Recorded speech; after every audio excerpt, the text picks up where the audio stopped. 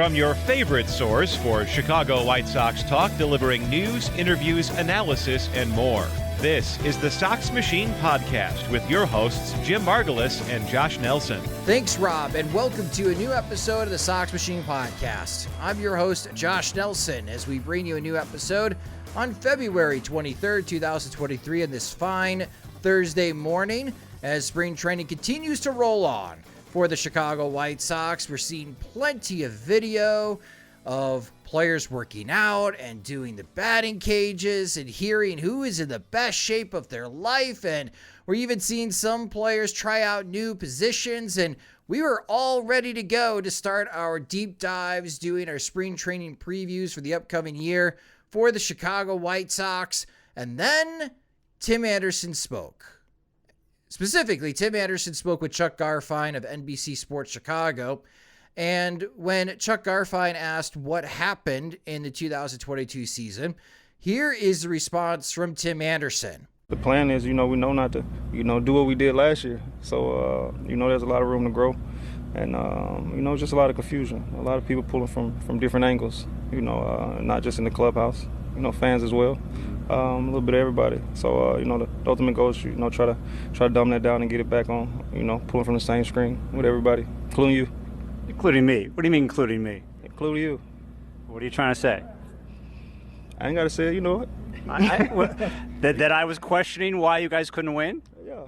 If you're a part of this and you're like one of our supporters and you see somebody struggling, that's like, that's kind of like, if you see your wife struggling, you're going to pat her on the back, right? So that's kind of one of those things. If we're under the same umbrella, I think we should all be pulling from the same screen and not tearing each other down and not tearing players down. Or, we don't tear you down. So I think it's just one of those things. We got to support each other. We support you. We make ourselves access to you, when you want to talk to us. So it's just kind of one of those things that we all got to be, be on a positive screen and pull from the same screen. And I think we can be better as a whole. Yeah. Was I tearing you down? No, you weren't tearing me down. You was causing a lot of confusion. You know what I mean? Listen, after a lot. But you got to think about it. The fans listen to you. Yeah. Right. You're talking. We don't talk. We just play. You talk. You can talk. We don't talk, though. We're in the game zone. We don't talk. They're listening to you. Right. So if we're putting out positive energy, then positive energy is going to always follow us. You know what I'm saying?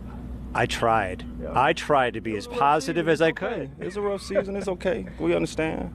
But the ultimate goal, man, is to, just continue to go out and play hard and, really see what happens.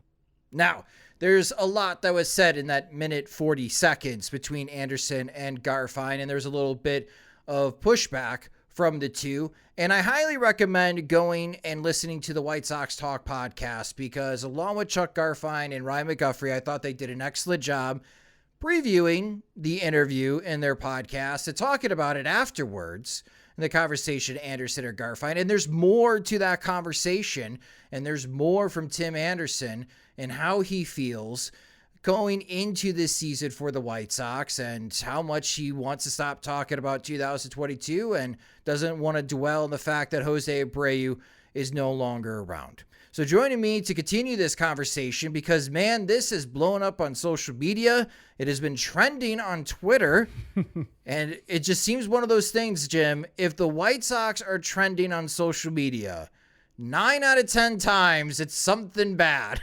Pretty much, yeah. Main character syndrome, I think they call it. It's like, I was surprised. I was enjoying a Wednesday afternoon. That's my day where somebody else is watching my son and I can go out and run errands and do other stuff independent of having a 14-month-old with me. And so I was at a brewery, just answering some emails and kind of getting around to some stuff that I just hadn't gotten around to. And all of a sudden this popped up and I did not have my headphones on me at the time. And I was not going to listen to it in a public place, but just watching the reactions swell and the counter reactions, everything like that. Like I really was, couldn't wait to get home to hear exactly what I was missing.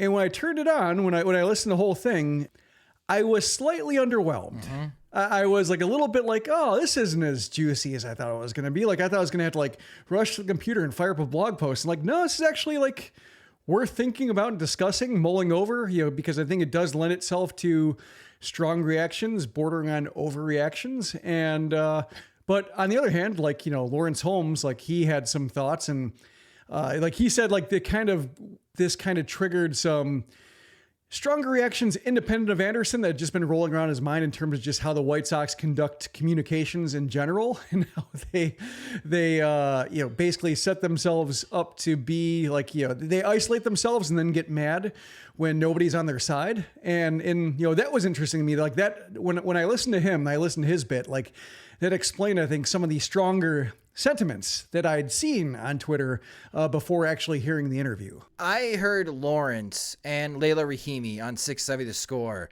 before I listened to this interview. So just like you, Jim, I too was a bit underwhelmed, and publicly on Twitter, I've taken onto the side of I don't know what everyone is reacting to. And I do question, and maybe you could help fill in the gaps. I don't know what I'm missing here.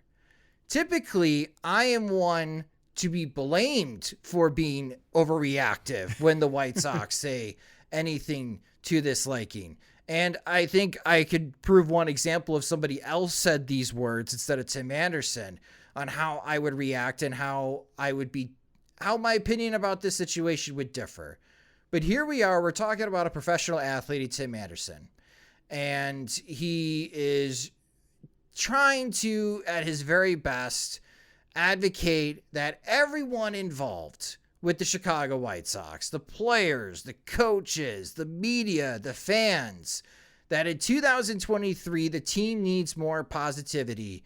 We're all pulling on the same string. And then he, pointed out Chuck Garfien. And there's more, again, between Anderson and Garfien, I'm sure we'll talk about here. But coming from Tim Anderson, using this method of the messenger, the professional athlete, asking for this positivity, I guess I'm not surprised, because you and I have interviewed athletes over the many, many, many years. And athletes tend to put themselves either in a bubble or in a closet. They're not unaware of what is being said in the public, but for them to be focused on their goals, to be focused on their craft, more times than not, they need to shut out the outside noise. And Tim Anderson, for the most part, I would say, I think does a pretty good job of not reacting to all the noise that's said about him. And boy, it can get really noisy when it comes to Tim Anderson, blank, anything regarding White Sox fans. And there are definitely two sides of the coin when it comes to Tim Anderson. But for him advocating for more positivity, I guess I'm expecting that, because to me, that's just athlete speak. And that's what a lot of athletes ask for is, please don't be too negative. Please be positive, because we need positive energy to feed off of. Yeah, I think I'm coming at my lack of a reaction or a muted reaction from a different angle. Like, I'm used to, I guess, when processing Anderson's public persona and his tweets and such, of like, not really understanding it, like in terms of like his tweets. They kind of strike me as like, he often delves into like the AOL instant messenger away message, vague, kind of passive aggressive tweet to somebody who I don't know who. And it's just kind of like, there's a case where, I'm not expected to understand what this means. Like that's, most of his tweets kind of fall in that line. Like, this is for somebody who isn't me. They're always, haters to silence and people who are doubting and such. And, especially with the way he has both elevated himself and been elevated as somebody who plays baseball a different way and wants to play baseball a different way, wants to be seen as a different kind of baseball player. Like, yeah, there's a lot of noise he has to shut out. So I'm sure, like, when he has these tweets that they are directed to something, I just don't know who they are, and I don't really have the bandwidth to find out or care. Like, it doesn't seem like it's, a case where it's like my business. So I shrug and, go on my way. So I think like I'm coming at, like, when it comes to Anderson saying stuff publicly, I tend to say like, well, he's, it's about somebody who isn't me. So that's kind of how I process it. But I think, to me, I thought like some of the reaction was like, White Sox fans, White Sox organization, everybody kind of needs a little bit of like therapy when it comes to just the Toy La Russa years. I think there's a lot that happened, a lot that's not being talked about, a lot that's being swept under the rug. Like, the White Sox did it with Rob Ventura. They did it with Tony La Russa, like ended by the Ozzie era, like crazy stuff happens at the end of it. And they just go like, well, that was weird. Anyway, the next year, let's talk about that. Like they don't actually properly address it. Like there's no overhaul to change the leadership structure that leads to these things going wrong. And so it just keeps happening over and over again and nothing's really addressed.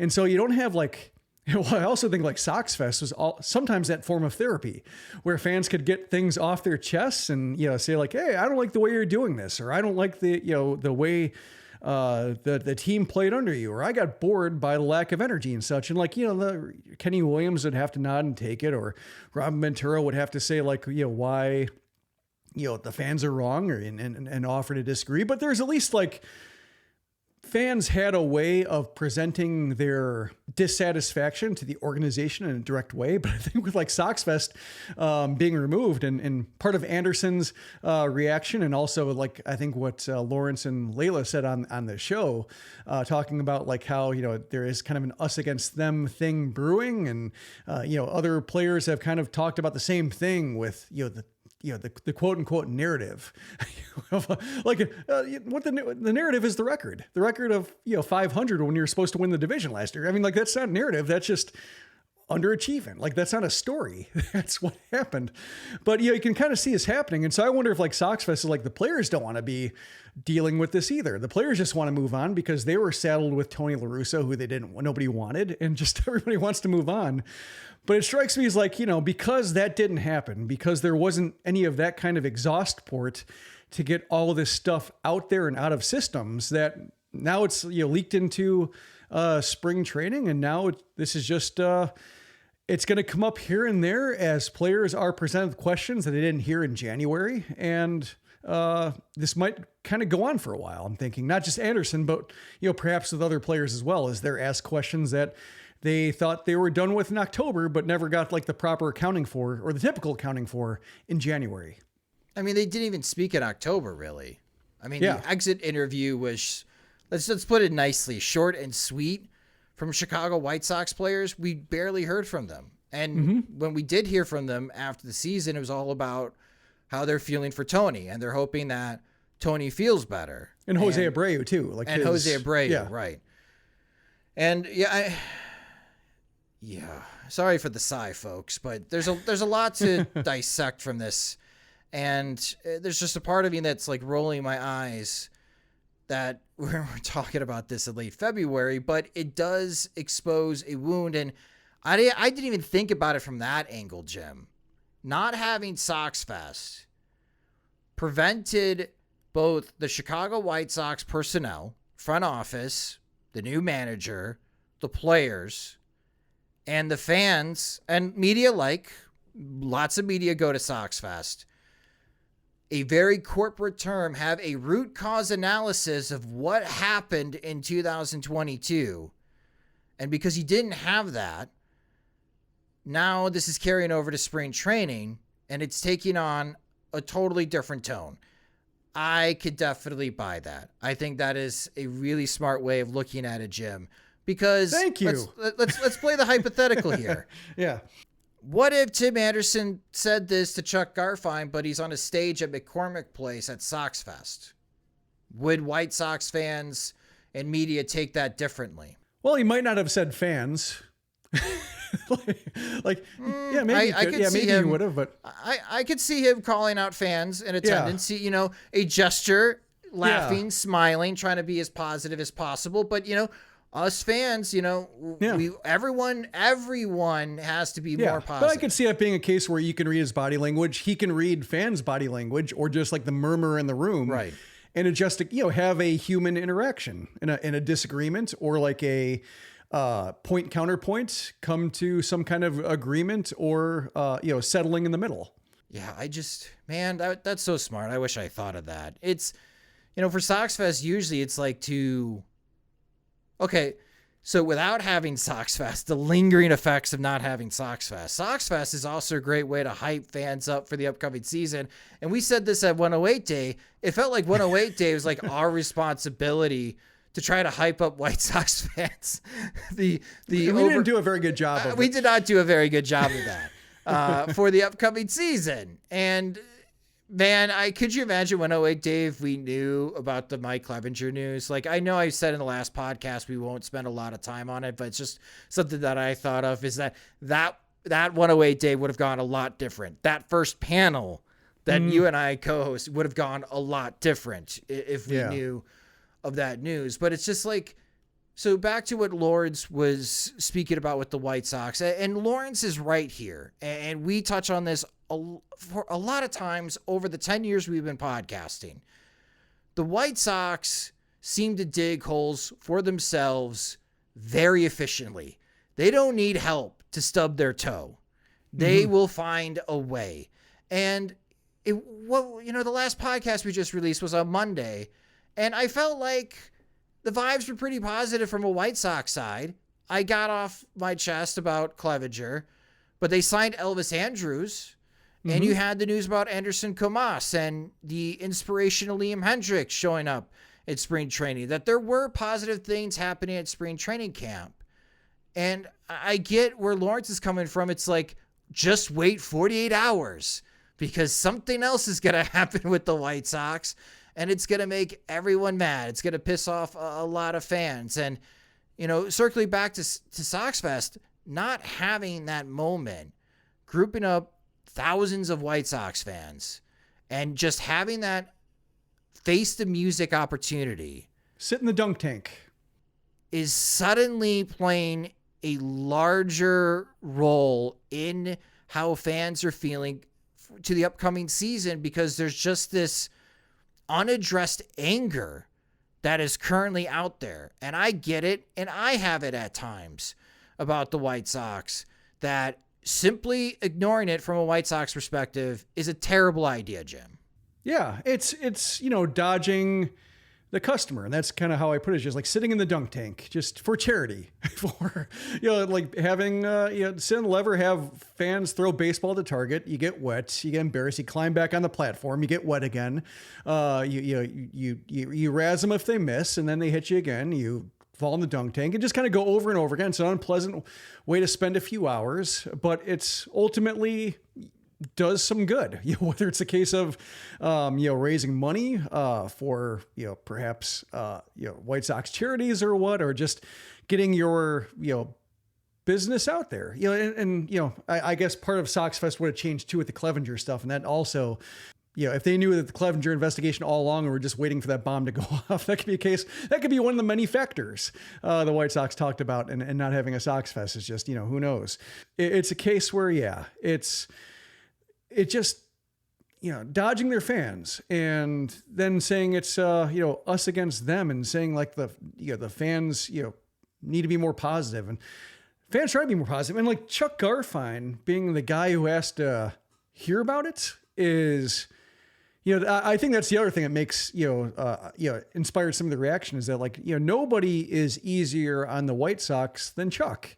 And because he has to be, because he has to, give them the longest benefit of the doubt. And it's not like he's doing his job well. He has a job to do that lends him towards trying to find the positives. And then but when you're on a panel night after night with Ozzie Guillen and Frank Thomas and other people who are not, or either have the credibility of a former player, or just, don't have to go into the clubhouse and face players directly, just saying what they say. And Garfien can't really push back because, he would be lying or saying something he didn't believe if he disagreed. It's a case where it's had to say some things that he might not have wanted to say in order to put on a quality show, quality product that fans wanted to hear, and fans would tune into, even if they just watched, Liam Hendriks blow a save, or the White Sox not driving a run from third base to tie a game in the ninth inning, and they're just stewing there with their thoughts. So it's, it's a case where having Garfien be the brunt of it versus say Paul Sullivan or somebody who's used to mixing it up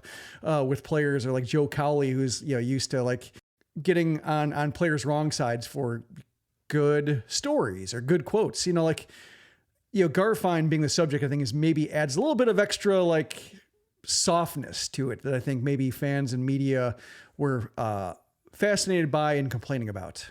Yeah, being the pre and post game show host is not an easy gig. It's not an easy gig. You got to hype up a game that may not be that interesting.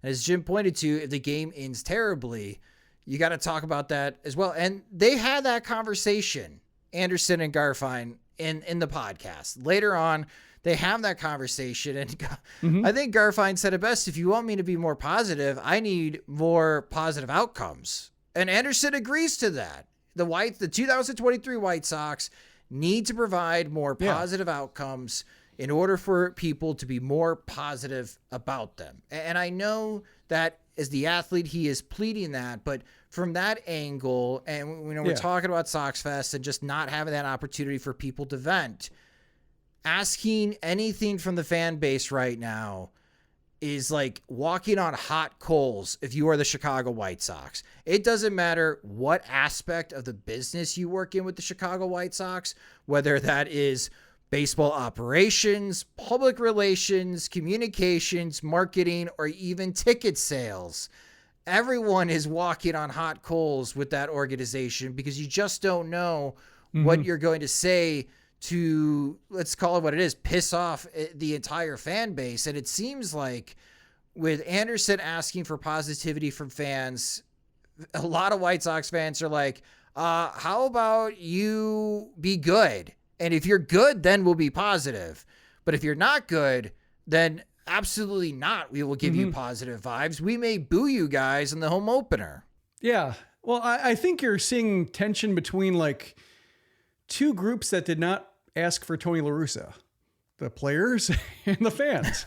And, they're on opposite sides of the, business arrangement. The players get paid, the fans pay the money, or they pay with their time of, and emotions of having interest, devoting a couple hours each night or many nights of the week to watching the Sox, and then, getting angry about it or upset or disappointed about it. So that's why I think it's just, something that healthier organizations would have addressed somehow, whether it's firing La Russa midseason, saying like, explicitly saying this was unacceptable, which we advocated for. Yes. Rather than having La Russa out on a health excuse and not like, still having the open question of would he still be around if that health issue did not pop up?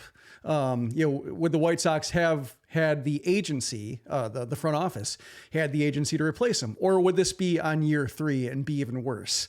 Like, we don't know that. There's no way to know that. Whereas like even a midseason firing saying like, this is terrible. We see what you're saying. We can't fire the whole team, but we need a change of voice. Like, just would have said something about the front offices and the organization's values.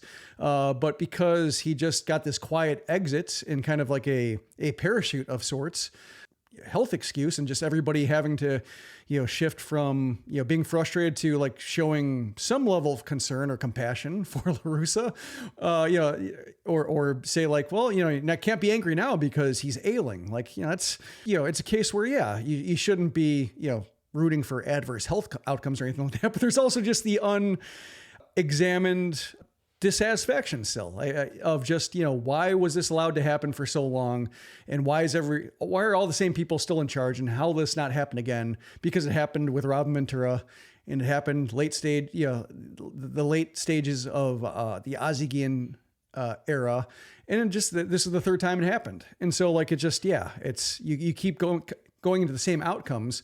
And Tim Anderson might have not been around for Ozzie Guillen, and Gavin Sheets and Lance Lynn may not have been around for Robin Ventura, but fans have been around the whole time. And I think and when they have to answer these questions, and when Rick Hahn answers questions like twice a month or every month, or, during the winter, like maybe goes a couple months without speaking, it just, these things build up. We're going to talk more about this, but for our non-Patreon supporters, we're going to take a quick break for a word from our sponsors, but more about this discussion and also talking about the White Sox plan of either being us against the world or nobody believes us, next on the Sox Machine podcast.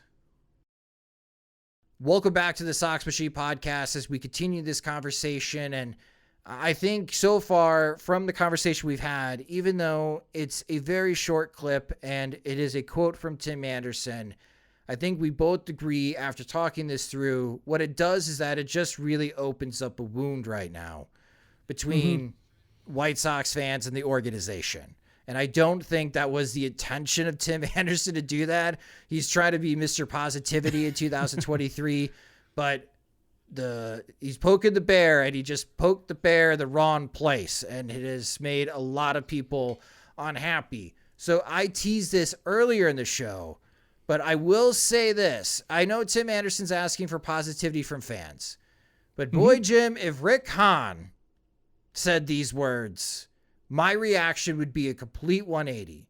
I get a professional athlete asking for fans after a disappointing year to be positive. Please turn the page with us. I know last year sucked, but we are trying to be positive going into spring training or into training camp or to practice before the season. No matter what the sport is, we're going to try to turn the page, and we're going to try to get better results in 2023. The only way we can do that is have a clean slate. Please have a clean slate with us. That rarely happens in sports where fans give the team a clean slate until they have a good start. If they have a good start, what about last year? Last year was last year. We're talking about this year. We've got good vibes going. So fans want to be happy. Right. Like it may be hard to believe from all our discussions because the White Sox tend to, as we've talked about, just let bad smells linger, but fans want to be happy. If Rick Hahn came out and said that we all have to pull on the same string together and everybody needs to be more positive. The front office needs to be more positive. The players of the clubhouse need to be more positive. The media needs to be more positive. We need the fans to be more positive. This tone for me would be a complete 180, Jim. A complete 180, especially with what Rick Hahn has said over the years, especially during the rebuilding years and his quotes from 2017 to 2019. They're going to be replayed full blast if this 2023 White Sox team does not make it to the postseason, and if they even dare to tear down the roster and start a third rebuild under his tenure. Those quotes are going to be coming out in full force. So that's why I tweeted that out, that I think for me personally, it's the messenger. I understand where Tim Anderson's coming from, asking for positivity. When Rick Hahn, and I've been making fun of him since he said this, we have to earn the trust back from the fan base. That dude has, you talked about everything's building up to this powder keg situation between White Sox fans and the organization. There is no one that's adding more stress to that powder keg when they speak than Rick Hahn. So the less that he speaks, probably for the better, but we're never really going to get this resolved and not have the clean slate and start developing a healthier relationship between fans and the organization until either the front office admits their faults or you get a new front office. It's really that simple. But for the mentality, and you were hinting on this before the break, of nobody believes in us or us against the world. I think these are two different mindsets a franchise can have. Nobody believes in us. You're not really attacking media. You're more listening. You're clipping headlines. You're keeping a scrapbook. And when you do well, you remind people of what they said about you before the season. Like the Kansas City Chiefs just had this moment, even though I think it was a bit silly, right? Travis Kelce's like, nobody believed in us. Everyone said we were rebuilding. Who in the world thought the Kansas City Chiefs were rebuilding last year? Nobody. Yeah. Or Kirby Smart with Georgia. Nobody believed we could go back to back. Who? Everybody thought you'd be in the playoffs, Georgia. Like, don't make up a narrative. But sometimes it does happen where a team surprises. The Cleveland Guardians are a great example. Nobody believed in us. And here we are. We easily win the American League Central, and we take the New York Yankees to the distance in the postseason.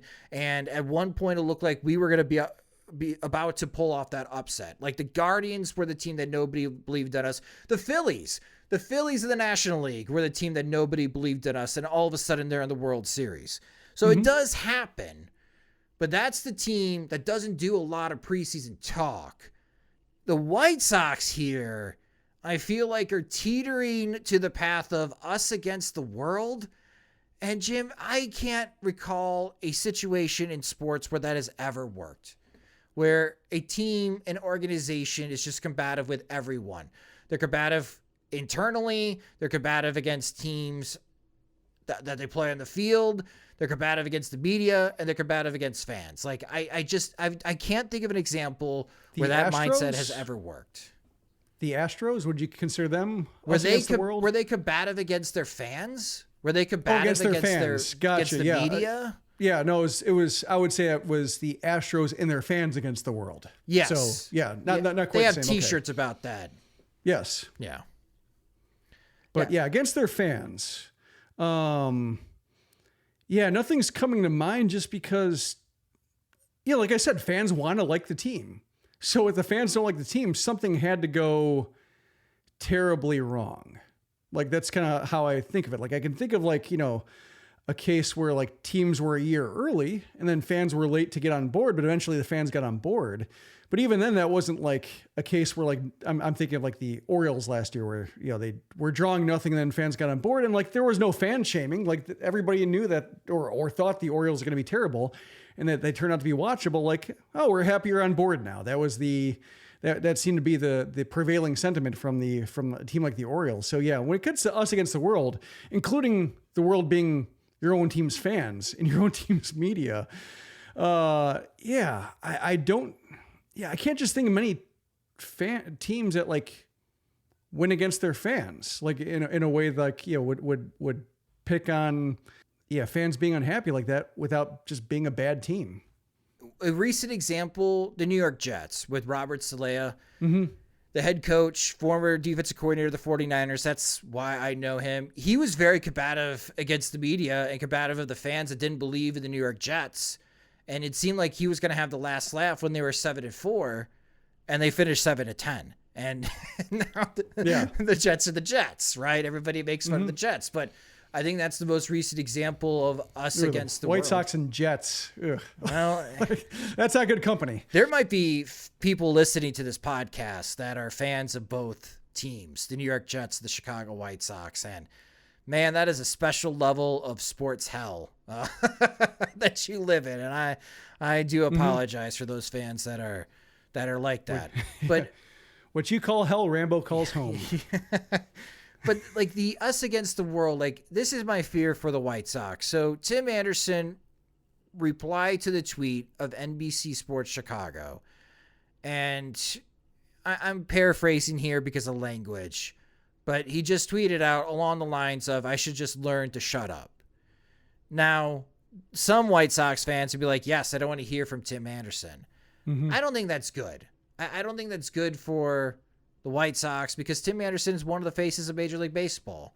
I want him to feel comfortable being open and speaking about the game because I do learn from him and he has had quite the career. And yes, he had a setback last year and he's trying to overcome that. And I think that he will. And I am really confident that Tim Anderson's going to have a very successful 2023 season. And I want him to talk because when he is talking on and off the field, and he is bringing that swagger into the clubhouse, we know that it is a different type of energy that the Chicago White Sox play with, and he seems to be the catalyst for it. And Pedro Grifol is talking about energy, and I think if he's looking for energy, Tim Anderson's the one that brings it. Steve Stone says it all the time. As Tim Anderson goes, so do the Chicago White Sox. So I don't want Tim Anderson to go inside a turtle shell every time there's a microphone now because he's fearful that if he speaks out, that it could be taken the wrong way. But for the White Sox against the world, when it comes to like media and such, my fear is that soon the only radio station you'll be able to hear anything about the White Sox is ESPN 1000. Why? Because they have a contract with the Chicago White Sox to broadcast their games. Now, I'm sure employees at ESPN 1000 would absolutely love that. But for 670 The Score, they're the number one sports radio station in Chicago. If all of a sudden they're not getting anyone from the Chicago White Sox to participate on their shows because of them being critical of how the organization is being ran, I cannot view that as a good thing, like at all. It's good for us, I suppose. I guess, but free airtime, yeah. But we've seen the White Sox go into this kind of cycle when it does come to the media, and then they restrict access or they restrict how much time is available to speak with Pedro Grifol, and they just go into hiding. And And then they stop with the fan interactions with the players, like Sox Fest not being available. And I'm a season ticket holder. There were almost zero opportunities last year to meet the players. There wasn't Sox Prom. As a matter of fact, Tim Anderson's Sneaker Ball was really the only opportunity that I had to purchase tickets to donate money to his charities, to go and mingle with White Sox players, and I'm a full season ticket holder. The other opportunity was to listen to Bo Jackson talk about the White Sox, which, whatever. So even from like a full season ticket holder perspective, there's not many opportunities to mingle with players. So anyone from the White Sox listening to this franchise right now is giving off strong us against the world vibes. And Lawrence Holmes is absolutely correct in his analysis and how he feels that this organization is going down. That is a battle you cannot win. And the way that battle ends is apathy sets in. And you, the employees, are not there for the turnaround. It requires new employees to come in.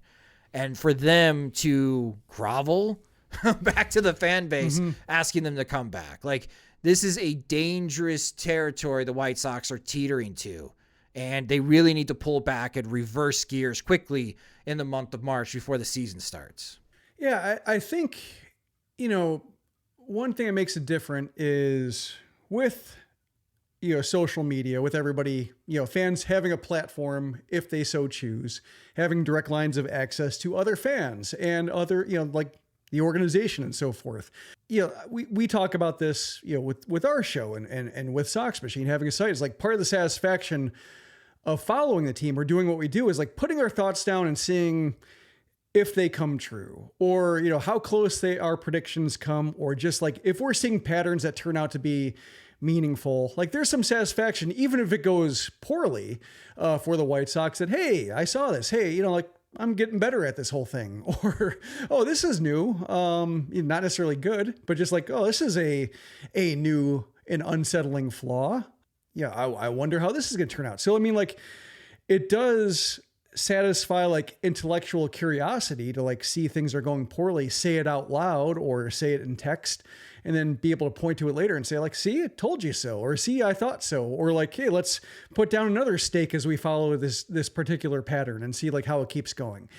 So like, when it comes to this whole thing about us versus them, it's just, if it's going to be us versus the world, and the world includes the fan, us does not include the fans, then fans will say like, well, it's us against them or me against them, or me saying like, well, I knew this is going to go poorly, or I knew this signing was going to be terrible, or I knew this coaching staff wouldn't be able to address this particular problem. And I wrote this on December 17th at 9:43 a.m., and you can point to it like, fans will start rooting for themselves if the team acts like it doesn't want fans on their side. So yeah, it's like we talked about with Mike Clevenger, to go back to him, but just, 2005 to bring back that team and say like, well, Bobby Jenks, AJ Pierzynski, Carl Everett, guys that had some, character flags who contributed to a major league champion. But also like in 2005, things didn't exist, in terms of like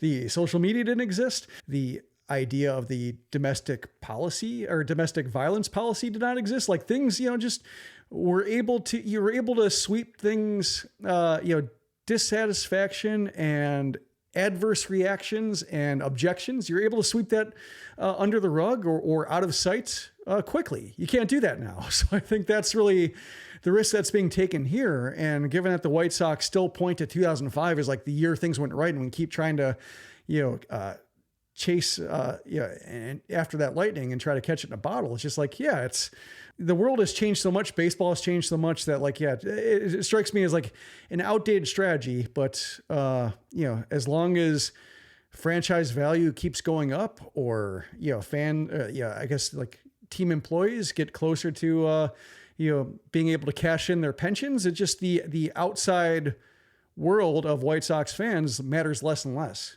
This opening series against the Houston Astros to start the year, there's more riding on this series than the first 4 games of the season. It's dumb. Like, why would you want that? What do you mean? Why would you want that? like, why would the White Sox want that? Why would the White Sox want like the first 4 games of the season being like, fans treating as a litmus test? Well, because it's the Houston Astros. It's the defending world champions. You promised a championship caliber team. Here you go. Yeah. But I mean, like, why would you want to like set it up so fans can like overreact to 4 games against Houston for the first 4 games of the season, which is what they're doing. Do you think they're doing it? Because I think everyone outside of the White Sox organization is doing it. Like, Pedro Grifol will try to say the right things. Mm-hmm. It's just 4 games. Yes, they are a very good team, but we got 158 more games left to go. We're going to hop on an airplane. We got our home opener against San Francisco. I'm focused on the home opener. But like, if the White Sox get swept by the Houston Astros, they're 0-4 heading to their home opener against the San Francisco Giants. I mean, even us maybe tear it apart, this team. Oh yeah. No, I mean, it's a case where just, when it comes to the us against the world thing, that like, if you do that strategy, like a poor start becomes twice as painful. The rewards of a good start still aren't all that, boosted, just because it's going to take like 2 months before fans really buy into a team, especially if they want to be right about the team being bad. Like, that's why I say, like, if you're inspiring fans to try to be correct against your team by saying like, well, fans are dumb, basically, or fans are wrong, or, fans are wrong to have the opinion that they have. Like, just then you inspire, both sides become entrenched. And, to me, the reaction should be, and you just have to keep saying it over and over again, but just like the sensible, unobjectionable reaction to getting questions about last year is like, like Lance Lynn, I think, is probably the closest to it. Just saying in plain terms, like, we sucked. We're not going to suck this year. Like, I mean, maybe they will suck this year, but just like in terms of like, that's the mindset to have. That's an acknowledgement of that fans were unhappy and had a right to do so. And, should it be a case where they don't have the fan support they wish they had early, just like we talked about with the Orioles, just like playing well, just welcome fans as they jump on the bandwagon. Like it's to, I guess, highlight fans being unhappy with them. Like, fans had every reason to be unhappy with the product. And maybe, the players aren't the ones, I guess, chiefly responsible for that. I would say like Jerry Reinsdorf and Tony La Russa, and just, that cast a pall over everything, where once things started turning bad and realizing like, oh, Tony La Russa can never be fired. Like, it just basically put cement blocks around the feet of the team, and just, they were never going to be able to get to the surface. That's just kind of how I look at it. Just, once, now that La Russa's gone, just give fans some time to vent, to be skeptical, and just say, we'll be back on the same page, come mid-May, when we're the team we think we are, and we're the team you want us to be. Does it hurt in this instance to have Pedro Grifol, a brand new manager, a rookie manager who's never managed before, running the team? Because if you're looking for that type of situation, wouldn't it make sense to bring back the coaching staff to answer the call, answer those questions? Instead, you got a new guy that could easily slap those questions away and say, listen, I was the bench coach of the Kansas City Royals last year. I saw across the field that there was an energy problem. I wasn't here last year. All I could speak to is what we are doing now. No, I mean, I think it helps that he wasn't around, just because players can line up behind him and say like, it's a new chapter, a new manager, new coaching staff, new information, a different way of solving problems. Like, we did not solve problems well last year. We have a completely new cast to help us do that. And sure. But if you are looking for resolution as a fan of 2022 to answer those questions, having a brand new manager that was in part of the organization. Does that help in that instance? It helps. I think it helps fans in terms of like, okay, there's a chance that the problems won't go unaddressed in the same way. But I think like that's a case where just incumbent on, Rick Hahn to take it, to take it directly from fans. And in the case of like, guys like, whichever players want to show up, like say Lucas Giolito, since he's an affable fellow to the fans, like if he went to Sox Fest and somebody, went up to a microphone in line and said like, you were really disappointing. Your fastball just looked like nothing. What are you going to do? Like, I'm sure he would have an answer for that. I'm sure like he would be able to just kind of, say like, I'm as unhappy as you are, I'm going back to the drawing board when it comes to offseason preparation. You're going to see new Lucas Giolito. Like it's, the fans being, just being able to say their piece, and to the people who are chiefly responsible, which is the front office and then the players. And then you have a new coaching staff to say like, here are people overseeing it differently who saw what it looked like when the White Sox are going poorly from the other side and were able to take advantage of it. And having that perspective will help them be less vulnerable to such easily exploited shortcomings, kind of like the Death Star. Like, why was the exhaust port open time and time again? Like, that's kind of how it reminds me, like, they blew up the Death Star twice in a row the same way, basically. And, just having a different coaching staff, people in charge to solve the problems as they're happening on the field, I think is the key part of, overhauling this team. You can't really gut the roster. You can't, you can overhaul the front office, but they're not going to. So the coaching staff is really the only area where you can make like meaningful, quick change and hope for a different outcome. And the White Sox did that. So I think, that satisfies fans, and everybody else just has to be a little bit tougher, I think, when it comes to, accepting the unhappiness of fans. So do you think Rick Hahn needs to go on a media tour? Not just ESPN 1000, but like one-on-ones? One-on-ones, yeah. 670 The Score, local TV networks, hell, Sox Machine podcast. Yeah, I'll shoot him an email. Hey, you want to come on? Yeah. I mean, like, it wouldn't hurt. Like, it just, that's what the Cubs did with the Cubs convention. And, Tom Ricketts may not have provided satisfying answer, but he took it. Fans got to say their piece. They signed Dansby Swanson. There's a reason to think the Cubs can do more. A lot of Cubs fans are still unhappy, but at least like there was that clearing of the air and a shift of direction. And there's a little bit of benefit of the doubt there, or at least like I got that out of my system. Can't wait for some games to watch and see if anything's different. Whereas in this case, it's just like, oh, we really didn't get things out of our system. So if somebody says something poorly, or if I'm told one more time to forget about 2021, so help me. Like, I think that's kind of the reaction a lot of fans and media have, because that never went addressed. And the White Sox have a habit of not addressing things and then running into the same problem years, if not months or weeks later. They got to do something to let out the steam, because again, the Houston Astros are coming. That is where you start the season. They get their World Series rings. We know how dangerous that team can be. It's not out of the realm of the possibility the White Sox get swept. They have not played well in Houston for many years now in a row. Yeah, they beat Justin Verlander, but they lost the other two games. They could be 1-3, 0-4 as they come home.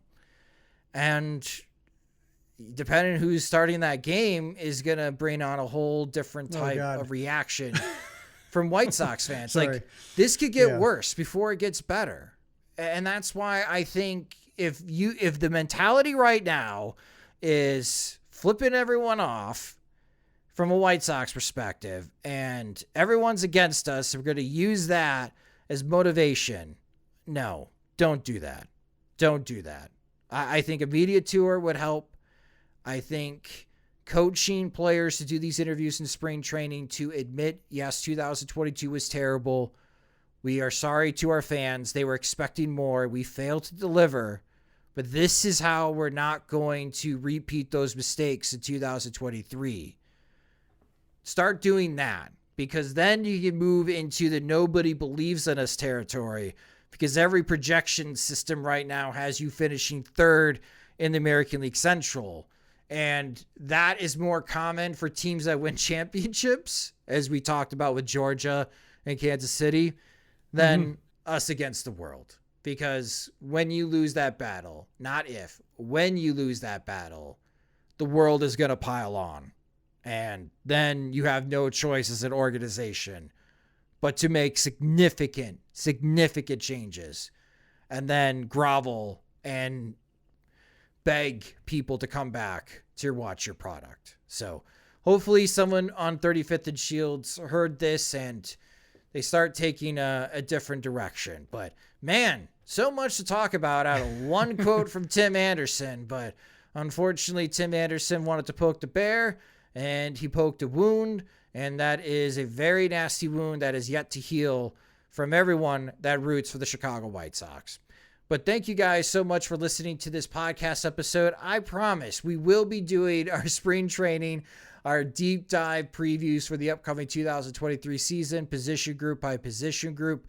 And hopefully we'll start doing that on Monday, unless there's other breaking news, unless somebody else says something stupid before Monday. But we'll get to that as well. Also, don't forget the Future Sox podcast. Mike Rakin and James Fox will be talking about the top 30 prospects that Future Sox just released on SoxMachine.com. So you can also subscribe to their podcast, the Future Sox podcast, wherever you listen to podcasts. Such as Sox Machine as well on Spotify and Apple Music. You can follow us on Twitter. We're at Sox Machine. I'm at SoxMachine_Josh. Subscribe to our YouTube channel at youtube.com/Sox Machine as we put videos of the full episode of the podcast there. Also, Friday's coming around. I'm doing a lot of 2023 MLB draft work with college highlight videos with the college season starting. So I'll be putting up and cutting together more prospect videos this weekend. So you can check that out at youtube.com/Sox Machine. If you enjoy our work and would like to help support us, you can do so at patreon.com/Sox Machine as we gained another Veterans Committee member.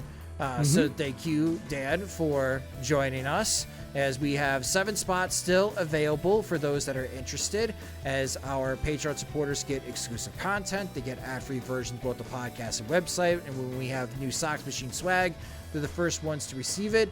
Monthly plans start at $2, and if you are interested in joining the Veterans Committee, you can reach out to Jim and I about joining the Veterans Committee, as again, we only have 7 spots remaining for that Patreon tier. And again, you can sign up at patreon.com/Sox Machine. The Sox Machine podcast is a production of SoxMachine.com, your home for all things Chicago White Sox baseball, and part of the Blue Wire Podcast Network. Alongside Jim Margulis, I'm Josh Nelson. Thanks for listening and watching.